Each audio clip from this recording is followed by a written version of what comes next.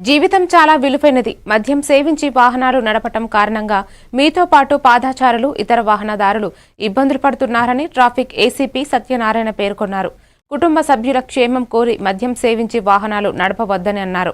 Arrive alive కార్యక్రమంలో భాగంగా Warangal try city పరిధిలో ట్రాఫిక్ పోలీసులు నిర్వహించిన డ్రంక్ అండ్ డ్రైవ్ తనిఖీల్లో పట్టుబడిన వాహనదారులతో పాటు వారి కుటుంబ సభ్యులకు ట్రాఫిక్ నిబంధనలపై అవగాహన సదస్సు ఏర్పాటు చేశారు. ఈ కార్యక్రమంలో సెంట్రల్ డీసీపీతో పాటు ట్రాఫిక్ అదనపు ప్రభాకర్ రావు, ఏసీపీ సత్యనారాయణ తదితరులు పాల్గొన్నారు.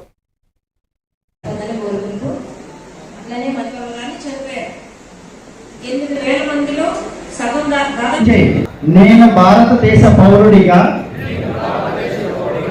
మోటారు వాహనాల చట్టంలో పొందుపరిచిన రోడ్డు నియమ నిబంధనలు పాటిస్తానని,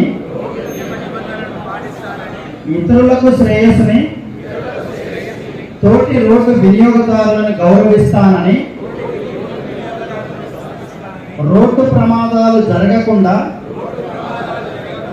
నా కర్తవ్యాలను శ్రద్ధతో, అంతఃకరణ శుద్ధితో నిర్వహిస్తానని, రోడ్డుపై ప్రయాణించేటప్పుడు ట్రాఫిక్ నియమాల